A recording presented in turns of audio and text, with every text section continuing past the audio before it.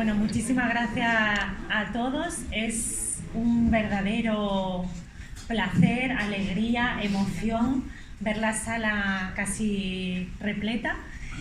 Muchísimas gracias a todos los que nos vais a acompañar esta tarde para celebrar este 85 cumpleaños del gran escritor Rafael Pérez Estrada. Gracias a Francisco de la Torre, alcalde de Málaga, y a Gemma del Corral, concejala de Cultura, por acompañarnos esta tarde y por apoyarnos, a la Fundación, a Rafael y a la cultura en Málaga, que han hecho y siguen haciendo mucho por ella. Gracias a la familia de Rafael Pérez Estrada por su generosidad, por su grandeza y por saber transmitirme todo lo que Rafael era, tanto a su familia como a sus amigos, que hay muchos también. Paco Ruiz Noguera está también por aquí, gente que lo conoció, que tuvo la suerte de compartir con él y de transmitirme el legado que él nos dejó, que fue mucho más que la obra literaria y pictórica que vamos a ver esta tarde, que vamos a escuchar las voces de los poetas que me acompañan esta tarde. Y fue mucho más lo que nos dejó Rafael, porque nos dejó su grandeza vital, su alegría, su generosidad para con toda la gente que se dedicaba a escribir y que quería empezar una carrera en Málaga, y su forma de ver y de percibir Málaga, que nos la dejó convertida en arte. Gracias, por supuesto, a Javier Puche, a Ángelo Néstor y a Violeta Niebla por querer ser partícipes y poner voz esta tarde a las palabras, a los textos de Rafael. Javier se dedicará a hablar, a recitar aforismos y narrativas. Ángelo nos tratará el teatro de Rafael y Violeta la poesía, con lo cual veremos un poco un conjunto de todo lo que Rafael fue, que fue mucho. Su dimensión es casi insondable. Y me gustaría invitar a nuestro alcalde, a don Francisco de la Torre, a que nos dé la bienvenida a todos, y a partir de ahí ya comenzaremos el acto. Muchas gracias.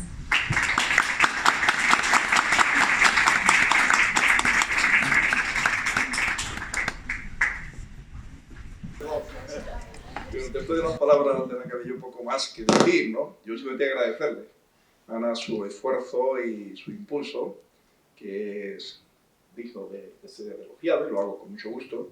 Alegrarme de compartir con Esteban y demás miembros de la familia de Rafael este acto de recuerdo en homenaje a él, en el día de su cumpleaños, ¿no? Pero es una hermosa manera de recordarlo y hacerle un homenaje a Rafael Pérez Estrada. Esta costumbre debe de continuar, ¿eh? Todos los cumpleaños, el 13 de febrero, pues, si hubiera sido el 85, como ha dicho Ana. Tengo que Javier, a Ángelo y a Violeta, gracias por estar aquí. Me alegro con Gemma del Corral, que todo esto sea posible. Alegría de ver a Paco Ruiz Noguera, que es un lujo para Málaga, como sigue siendo un lujo contar con la obra, el legado de Rafael Pérez Estrada, ¿no?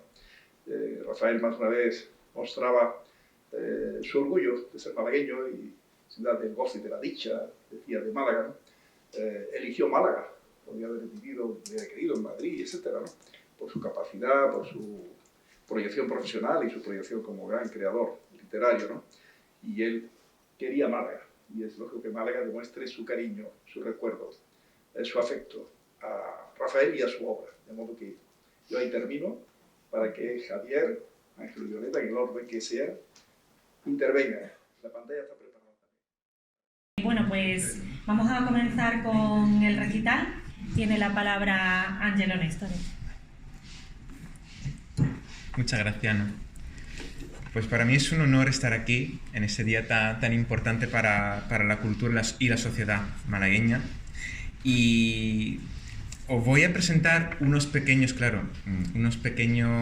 fragmentos de algunas obras de teatro de este libro, que es una verdadera joya, que es Pequeño Teatro, de Rafael Pérez Estrada.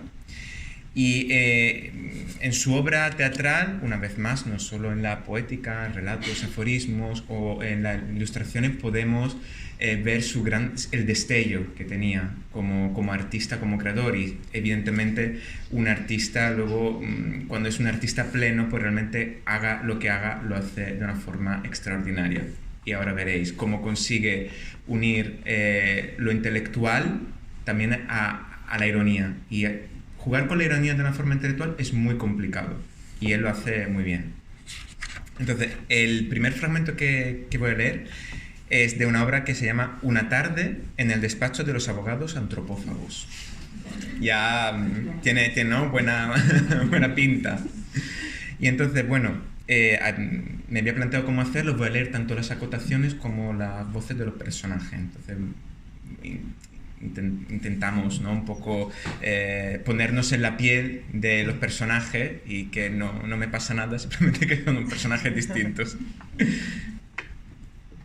Una secretaria, agotada por el tedio, pariente pobre de la náusea, se confunde intentando ordenar los números atrasados del país.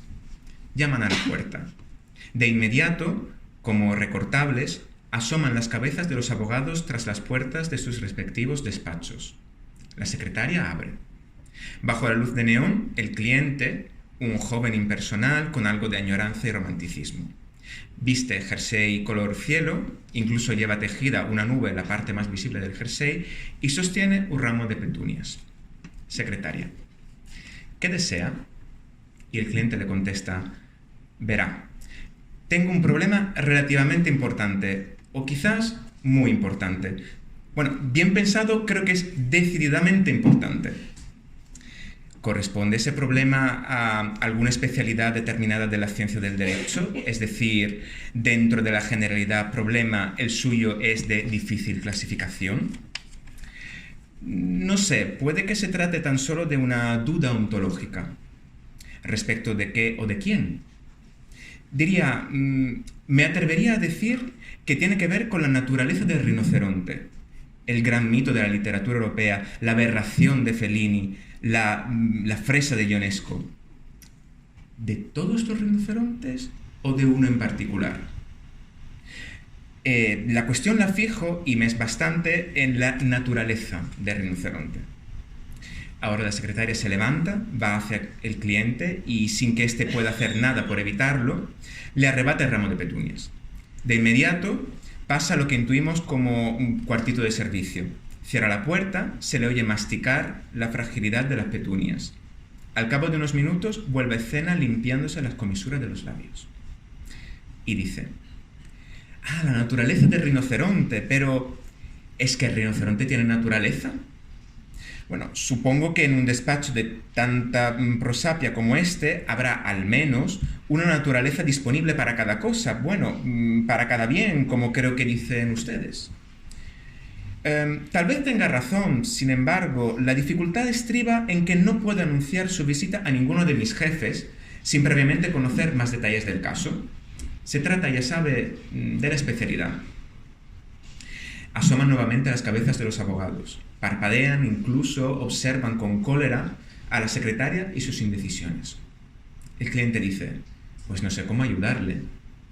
Inténtelo, diga algo, deme al menos una pista. Pues verá, estoy a punto de casarme. Pues nadie diría que tuviera usted novia. Desde luego, aún no la tengo. Solo tengo un pronto propósito de casarme prontamente. Bueno, una decisión como la suya, a una falta de una de las partes contratantes, resulta encomiable, pero dígame, ¿qué pinta en todo esto un rinoceronte?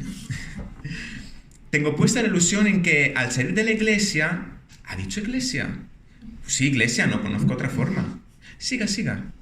Bueno, mi ilusión, como le iba diciendo, está en que al salir de la iglesia con mi preciosa mujer, no quiere decir que ella tiene que ser exactamente preciosa. En términos generales, no. Bastará con que subjetivamente lo sea. Quiero decir, para mí habrá de ser preciosa. Bien, continúa. Pues me gustaría, de eso se trata, una vez celebrada la ceremonia, volver con mi mujercita a casa a lomos de rinoceronte blanco. Pero, ¿qué duda puede plantear técnicamente un rinoceronte a un despacho de abogados? Me urge saber si un rinoceronte es o no es hipotecable. Es decir, si su naturaleza, salvando las distancias, es similar a la del buque, que, aun siendo bien mueble, es factible de sufrir la carga de la hipoteca como si fuera inmueble. Muy inteligente el símil, pero tenga en cuenta que el rinoceronte es solo un animal, en modo alguno un mueble ni mueble. Para ser más exacto, el rinoceronte es un semoviente. Es muy grande, o al menos me gustaría que fuera muy grande. Puede que esté en lo cierto, sin embargo, dígame, ¿para qué hipotecar un rinoceronte? Si no hago una hipoteca sobre lo que no tengo, nunca llegaré a tener eso que no tengo. Usted, querida señorita, debiera saber que nada se mueve si los bancos no mueven el corazón magnánimo de sus hipotecas. La secretaria dice: me imagino a mí misma bajo una lluvia de arroz, saliendo de una iglesia para dirigirme del brazo de un muchacho inquieto hacia un rinoceronte blanco como un anuncio de detergente. ¿Y por qué no ha de imaginárselo? Mejor será que huyamos de aquí. Mis jefes solo le darán sofisticados argumentos para ir a ninguna parte. Y os dejo con la intriga.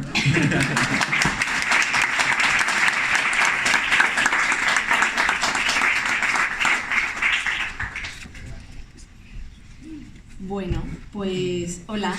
Yo estoy súper contenta de estar invitada a esta fiesta de cumpleaños, donde creo que solo falta ya la piñata, ¿no? Pues está aquí Currito. Muchas gracias por invitarme. Y yo, como encargada de traeros la poesía de Rafael Pérez Estrada, voy a empezar con un par de poéticas para que entendamos cómo entendía él la poesía. Y luego ya sigo con la selección que he hecho. Empiezo con una que se llama Propuesta.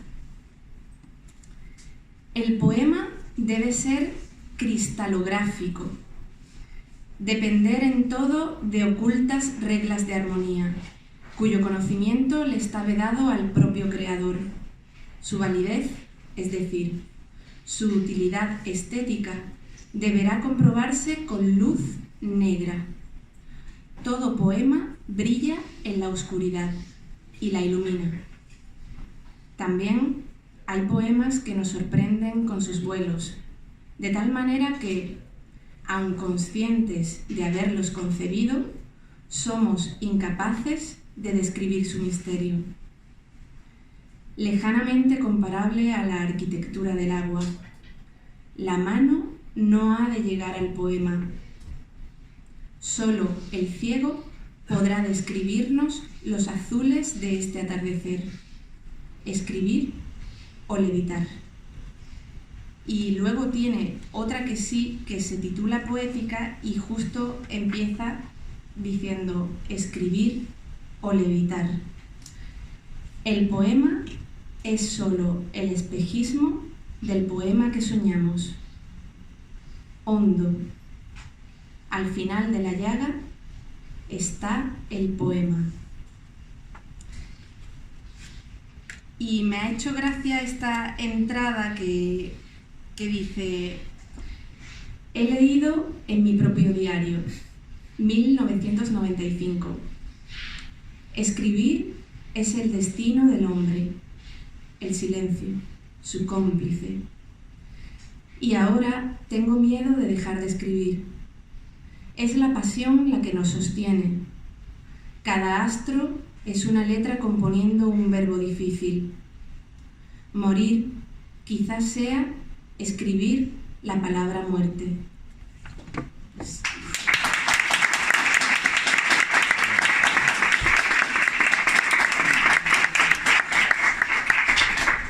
Buenas tardes. Es un honor estar aquí celebrando la grandeza literaria de Rafael, al que considero un maestro indiscutible de las letras y también un referente vital. Doy las gracias a la Fundación, al MUPAN, al Ayuntamiento, ¿se me oye bien? Sí. Por hacer posible este acto y a todos vosotros, por supuesto, por acudir hoy. Yo empezaré leyendo una breve selección de aforismos que he tomado del libro Crónica de la lluvia y haré una pequeña pausa entre cada uno de ellos para que podáis degustar la fuerza poética que tiene. Se alzó tanto el lenguaje entre nosotros que tuve que besarla. Nunca verás un amanecer tan hermoso como ella. Con la frialdad del cirujano, clavó el puñal de la crítica en la indefensa ternura del poema. No aceptas la muerte, me dijo una muchacha a la que yo amaba, porque no tienes conciencia de árbol. Lo bueno, si breve, catastrófico o telegráfico. En la primavera del futuro habrá mariposas robot. Todo por la matria, clamó la feminista recalcitrante. Le pregunté y me dijo, me pesa mucho la realidad para no ser poeta. El filósofo árabe-andaluz Ahmed Ben Al-Hassan creía que si una persona se miraba frecuentemente en un espejo ajeno, acababa por parecerse al dueño de aquel espejo. La manía persecutoria me persigue.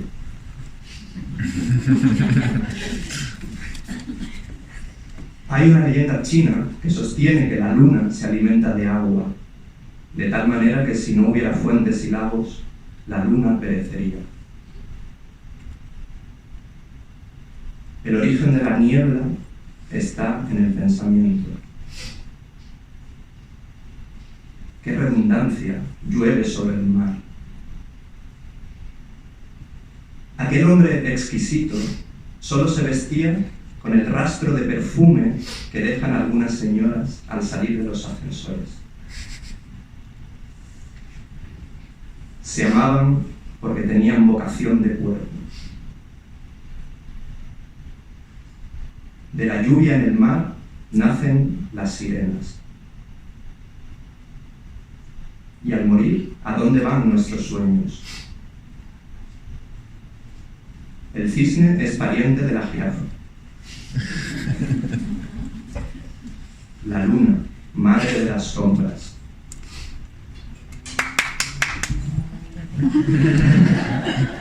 No olvidadlo, somos hijos del orgasmo. La niebla, aliada eterna de la literatura y las despedidas. Lo más curioso fue ver cómo el granjero tenía anclada una nube a la puerta de su choza. Es muy dócil, me explicó, y la ordeñamos 3 veces a la semana.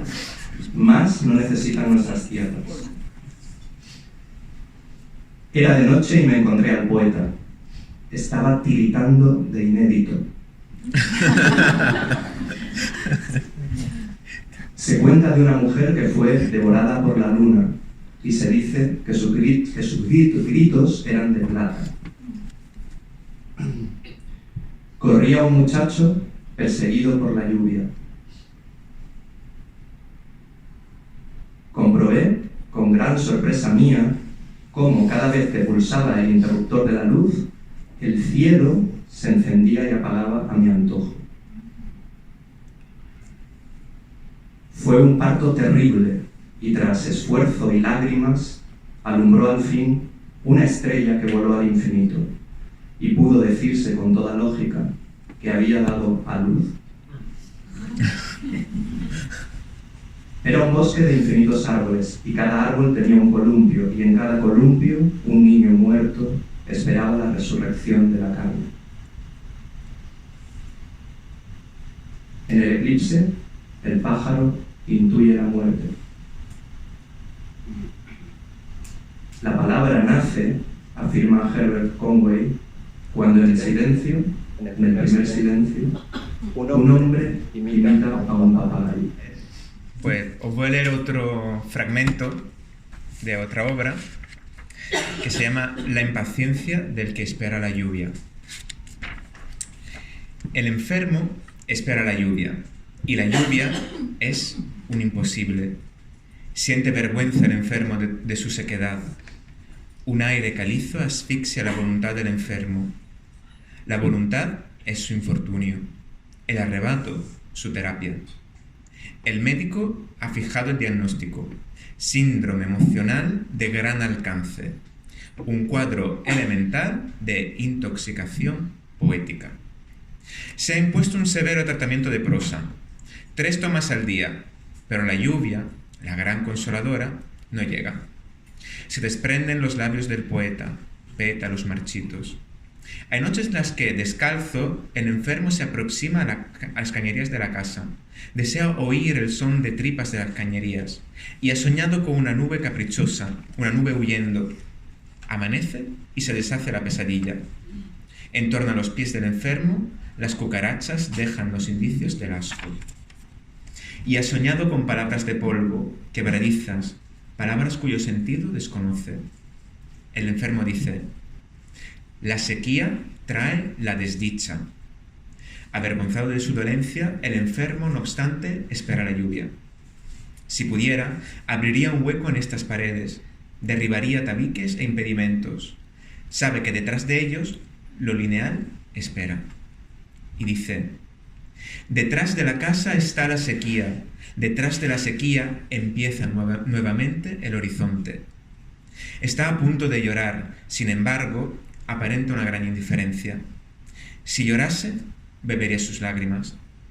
Entra la madre, en su rostro se divide el temor, y dice: Lázaro también estaba seco, desaguado como tú, marchito, seco, rotundamente seco, horizontal, perdido.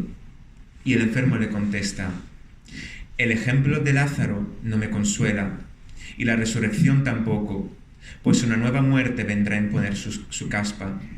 Solo la idea de una resurrección permanente me satisface. Yo quiero, exijo el milagro de la vida, no la prueba del milagro.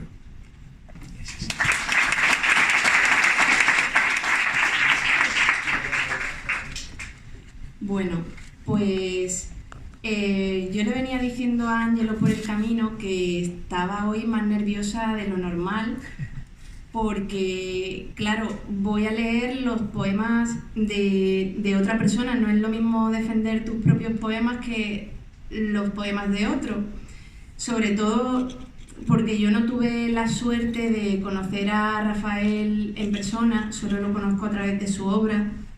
Y bueno, entonces me lo he tomado como, venga, voy a hacerme amiga de Rafael y voy a encontrar los poemas con los que me siento más reflejada, identificada, como un hilo de unión.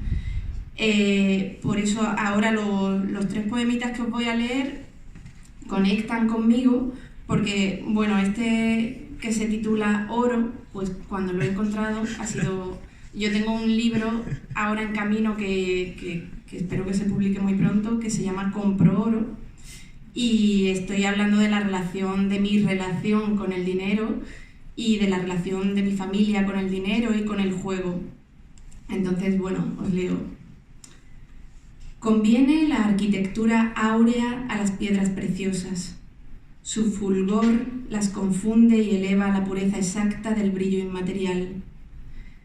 Teje el oro su tela como araña precisa sobre el nácar y oriente de la joya barrueca.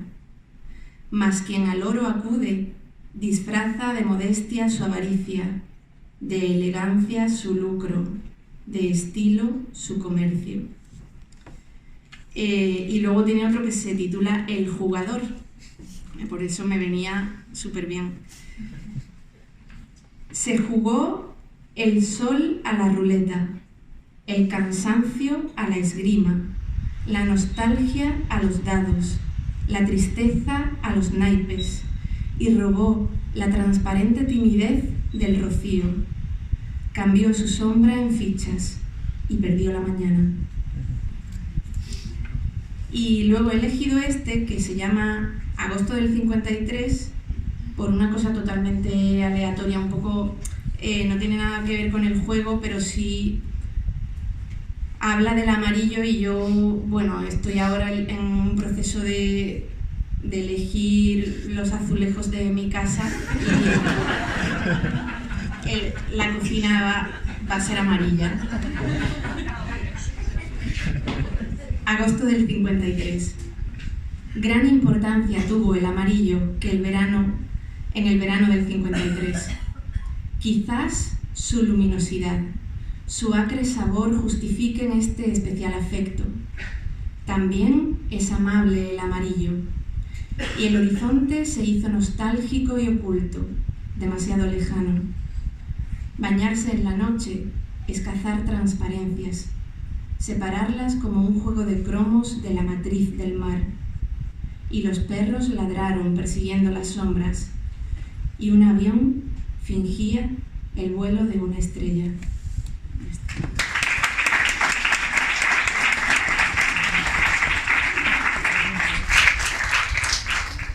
Yo voy a continuar leyendo más aforismos del libro Crónica de la Lluvia.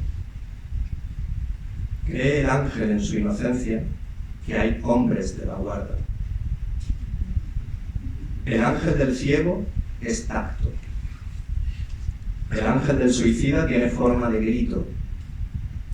El ángel del ladrón roba sombras. El ángel del río atraviesa el espejo y muere. Si el ángel siente vértigo, el paracaidista perece. No desearás al ángel de tu prójimo. Su alma era tan hermosa, tan delicada, que dos ángeles luchaban ferozmente para devorarla. Espera el ángel su resurrección en forma de papagayo. También en la clase de anatomía hay un esqueleto con alas. Vi en aquella playa a una muchacha celosísima que le mojaba las alas a su ángel para que no alzase el vuelo. Llora el ángel del muerto su desolación y como una joven viuda busca un nuevo hombre. El arcángel caníbal devora querubines. Odia la catedral a la miniatura. En las esquinas, los amantes pobres piden besos. El beso es una tímida forma de canibalismo. Los ombligos también besan. Los amantes exactos tienen una sola sombra. Cuenta Tácito haber visto a un perro huyendo de su sombra que le ladraba furiosamente. En las aglomeraciones hay que procurar no perder la sombra, nada tan triste y peligroso como el ir con la sombra de otro.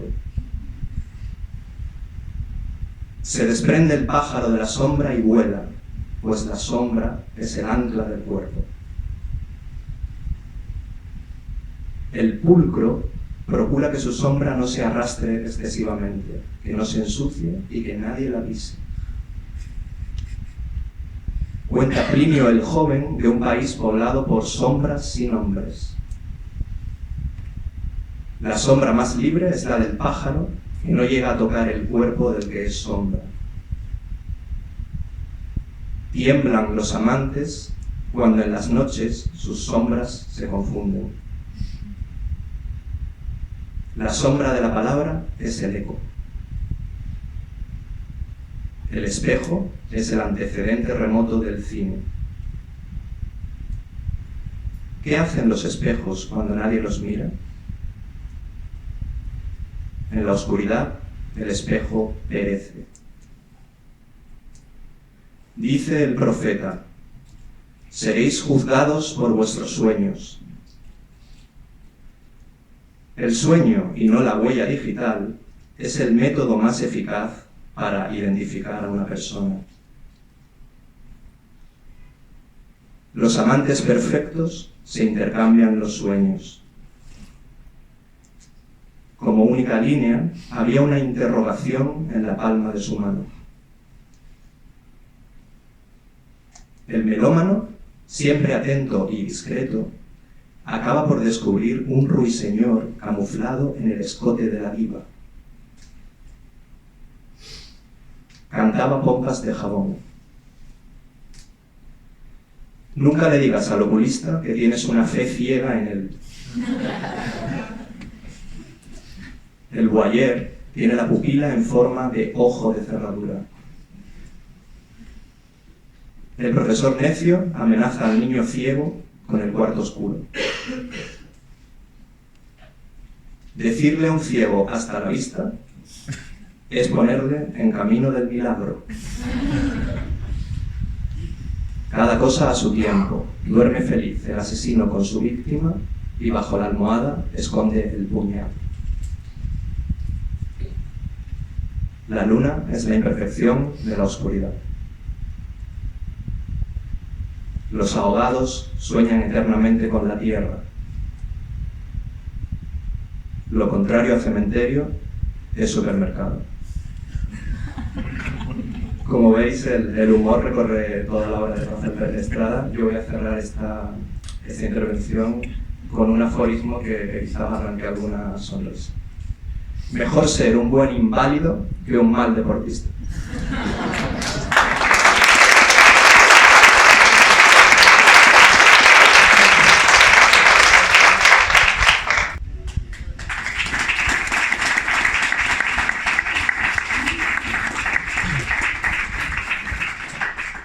Bien. Y vamos acabando con la última ronda de lecturas.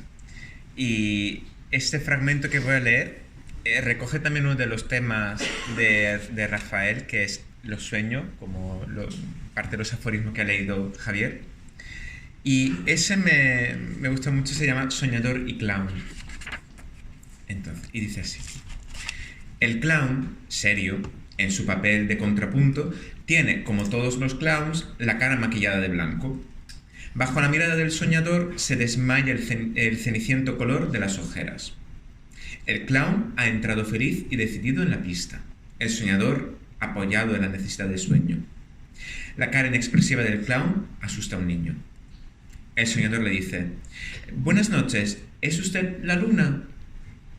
El clown le contesta: «Qué antipático, qué directo. Ahora verá, ¿y usted es la ojera?» Pues la verdad es que no lo entiendo. ¿Y si lo dijera roncando, lo entendería mejor?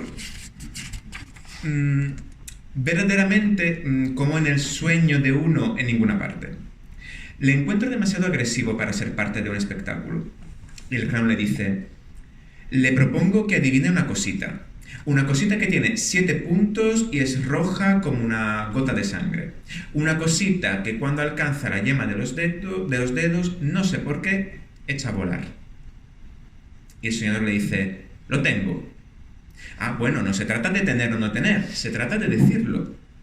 «¿Y para qué voy a adivinar lo que ya tengo?» Bien, dejémoslo. Creo que ha sido un grave error asociarme en este asunto. Tengo la impresión de haber dicho algo inoportuno. Dispénseme, ¿le parece que volvamos a empezar? ¿En qué sueño estábamos? Por favor, ¿en qué sueño? Nunca llego a concentrarme en las cosas del día. Y el clown le dice: «No tiene importancia, lo mejor será empezar de nuevo. Ahora bien, procure concentrarse. ¿Y si en vez de esta pista lo intentásemos en la carpa del sueño?» ¿Carpa del sueño? ¿De qué habla? Del mayor espectáculo del mundo, una película. El mayor espectáculo del mundo ha sido y será una película. Creo que se equivoca. Hablo de los sueños. ¡Qué horror! ¿Cómo habré podido yo aceptar este infame papel con un loco? ¿Loco? Imposible. Sueño. Luego actúo. Igual que usted, pero en otra pista. ¿Loco? Nunca. La locura es el único guión no rodado. El sueño pendiente de estreno. Y así sigue.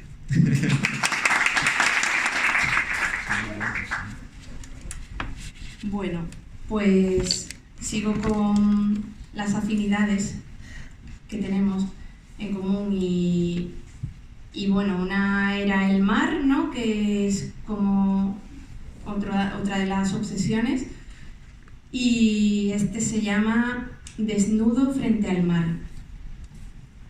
Sobre las rocas el desnudo ofrecía una estética y difícil responsabilidad, en un equilibrio cortante a un fondo de aves migratorias y grises transparentes. Ningún movimiento parecía tentarle, y como quien rechaza incómodo lo inútil y ama la armonía del silencio en lo fijo, permanecía inmóvil midiéndose en el mar. Luego hay otro que se titula La nube, y con este poema pues yo le digo, me caes bien. Contra toda costumbre, una nube ocupa el salón principal. De repente, al abrir la ventana, vino envuelta en la luz como llegan las brisas. La creímos una nube extranjera venida de un lejano país beligerante.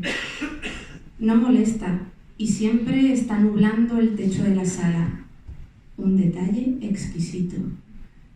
Es elegante y leve, casi azúcar de feria, y parece feliz, aunque algunos domingos llueva desconsolada.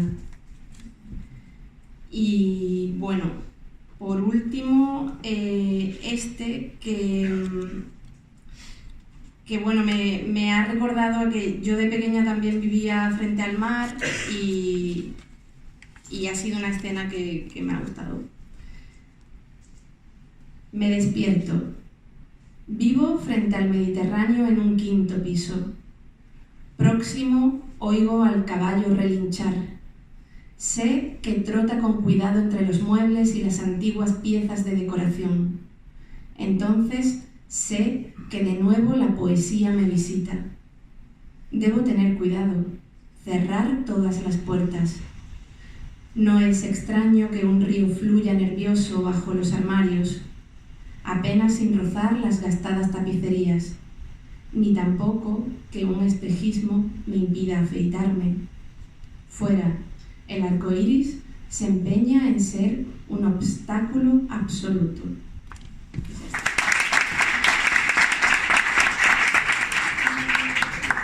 A continuación de algunas breves narraciones tomadas de libros tan maravillosos como El ladrón de atardeceres o Cosmología esencial. La conocí en la playa y al poco estábamos sentados frente a frente en una pequeña pérgola hecha de claridades y bebidas gaseosas.